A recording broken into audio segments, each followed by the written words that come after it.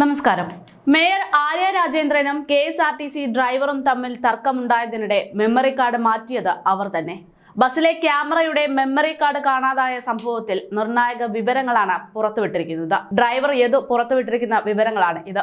സംഭവം നടന്ന അന്ന് രാത്രി തന്നെ തമ്പാനൂർ ഡിപ്പോയിൽ സുബിനെ സഹായിക്കാൻ ആരൊക്കെയോ വന്നിട്ടുണ്ടെന്നാണ് യദു പറയുന്നത്. തന്റെ പേരിലോ കണ്ടക്ടർ സുബിന്റെ പേരിലോ സ്റ്റേഷൻ മാസ്റ്ററുടെ പേരിലോ കേസ് ചുമത്തി പോലീസ് കേസ് അന്വേഷിക്കുന്നതിൽ അതുകൊണ്ട് യാതൊരു അർത്ഥവുമില്ല. തങ്ങളെ കുറ്റക്കാരനാക്കാനാണ് പോലീസിന്റെ ശ്രമം. ടെക്നീഷ്യന്മാർ ആരോ ആണ് ഇത് മാറ്റിയിരിക്കുന്നത്. ടെക്നീഷ്യന്മാർ ആരാണെന്ന് പോലീസ് അന്വേഷിച്ചാൽ മാത്രമേ മെമ്മറി കാർഡ് സംബന്ധിച്ചുള്ള വിവരങ്ങൾ ലഭിക്കുകയുള്ളൂ. ഒരു ടെക്നീഷ്യൻ അല്ലാതെ എനിക്കോ സുബിനോ മെമ്മറി കാർഡ് എടുക്കാൻ സാധിക്കില്ല എന്നും കാർഡ് എടുക്കാൻ ടെക്നീഷ്യന്റെ സഹായം ലഭിച്ചിട്ടുണ്ട് എന്നും യദു ഉറപ്പിച്ചു പറയുന്നു. എനിക്ക് മെമ്മറി കാർഡ് എടുക്കാൻ അറിയുന്നതല്ല. കാർഡ് ഇരിക്കുന്ന സ്ഥലം അറിഞ്ഞാൽ തന്നെ പോക്കറ്റിലിട്ട് പോലീസിന് അത് കൈമാറുമായിരുന്നുവെന്നും യദു പറഞ്ഞു. എന്റെ ഭാഗത്ത് ന്യായമുള്ള തെളിവാണ് നഷ്ടപ്പെട്ടിരിക്കുന്നതെന്നും ഇവർ ഇരുട്ടിൽ തപ്പി മെമ്മറി കാർഡ് നശിപ്പിക്കാനുള്ള ശ്രമമാണ് നടത്തുന്നതെന്നും യദു പോലീസിനെ കുറ്റപ്പെടുത്തി. പോലീസിൽ യാതൊരു വിശ്വാസവുമില്ല എന്നും അന്ന് രാത്രി ബസ്സിൽ നിന്ന് തന്റെ ബാഗ് എടുക്കുന്ന സമയത്ത് പോലീസ് കൂടെ ഉണ്ടായിരുന്നുവെന്നും പിന്നെ എങ്ങനെയാണ് താൻ മെമ്മറി കാർഡ് എടുക്കുന്നതെന്നുമാണ് യദു ചോദിക്കുന്നത്. തർക്കമുണ്ടായതിന്റെ പിറ്റേ ദിവസം രാവിലെ കണ്ടക്ടർ ഡ്യൂട്ടിക്കുണ്ടായിരുന്നു എന്ന് പോലും അന്വേഷിക്കാത്ത പോലീസാണ് തന്നെ വീണ്ടും വീണ്ടും ചോദ്യം ചെയ്യുന്നത്. മേയറെയും MLA-യെയും കേസിൽ ഒഴിവാക്കാൻ പോലീസ് ശ്രമിച്ചുകൊണ്ടേയിരിക്കുകയാണ്. ഞാനാണ് പ്രശ്നക്കാരൻ എന്ന രീതിയിലാണ് അറസ്റ്റ് ചെയ്തിരിക്കുന്നത്. അവർ ഉന്നത പദവിയിൽ ഇരിക്കുന്നത് കൊണ്ടാണ് പോലീസ് ഇത്തരത്തിൽ ഉദാസീനത കാണിക്കുന്നതെന്ന് യദു പരാതിപ്പെട്ടു. അറസ്റ്റ് ചെയ്യാനുള്ള നീക്കമാണ് നടന്നുകൊണ്ടിരിക്കുന്നതെന്നും യദു പറയുന്നു.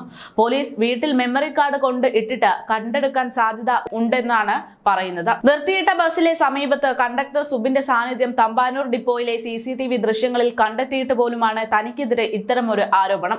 ആ CCTV മോണിറ്റർ മാത്രമാണ് നോക്കിയിട്ടുള്ളത് എന്നും മെമ്മറി കാർഡിന്റെ കാര്യം അറിയില്ല എന്നും കണ്ടക്ടർ പോലീസിനോട് പറഞ്ഞപ്പോൾ അത് പോലീസ് അതുപോലെ വിഴുങ്ങുകയും ചെയ്തു. ക്യാമറ പ്രവർത്തിക്കുന്നുണ്ടോ എന്നറിയാൻ ബസ്സിൽ കയറിയതാണ് കണ്ടക്ടർ എന്ന് അദ്ദേഹം പറഞ്ഞപ്പോൾ അദ്ദേഹത്തെ പോലീസ് വെറുതെ വിട്ടു. പക്ഷേ എന്നെ വീണ്ടും വീണ്ടും ചോദ്യം ചെയ്യുന്നു. ബസ്സിൽ കയറാതെ അതുവഴി പോയ താൻ മെമ്മറി കാർഡ് എടുത്തു എന്നാണ് പോലീസ് പറഞ്ഞു വെക്കാൻ ശ്രമിക്കുന്നത്. ബസ്സിൽ കയറിയ കണ്ടക്ടറാണ് യഥാർത്ഥ കുറ്റക്കാരനെന്നാണ് തന്റെ സംശയമെന്നും കണ്ടക്ടർ ഏത് പാർട്ടി അനുഭാവിയാണെന്നത് വ്യക്തമാണെന്നും അപ്പോൾ തന്നെ ആരാണ് എന്താണ് എന്നതെല്ലാം ഇവിടെ പോലീസിന് പോലും മനസ്സിലായിട്ടുണ്ടെന്നും യദു പറയുന്നു. ഇയാളുടെ കോൾ ഹിസ്റ്ററി പോലും പരിശോധിച്ചിട്ടില്ല എന്നും സംഭവശേഷം സുബിൻ എവിടെയൊക്കെ പോയി എന്നതാണ് അന്വേഷിക്കേണ്ടതെന്നും യദു കൂട്ടിച്ചേർത്തു.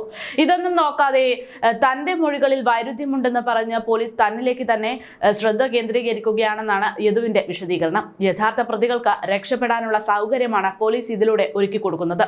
തനിക്ക് ഇപ്പോഴും കോടതിയെ മാത്രമേ വിശ്വാസമുള്ളൂ എന്നാണ് യദു പറയുന്നത്. ഇത്തരത്തിൽ കാര്യങ്ങൾ പോകുകയാണെങ്കിൽ തന്നെ വകവരുത്താൻ വരെയുള്ള സാധ്യതയുണ്ടെന്നും ആദ്യം കേസുമായി മുന്നോട്ട് പോകാതിരിക്കാൻ മാനസികമായി തന്നെ തകർത്തെന്നും പിന്നീട് സാമ്പത്തിക നഷ്ടമുണ്ടാക്കി എന്റെ ജോലി നഷ്ടപ്പെടുത്തി പൊതുസമൂഹത്തിന് മുന്നിൽ നാണം കെടുത്തി മാനസികമായി പീഡിപ്പിച്ചു തുടങ്ങിയ കാര്യങ്ങളാണ് സംഭവിച്ചുകൊണ്ടിരിക്കുന്നതെന്നും യദു പറയുന്നു.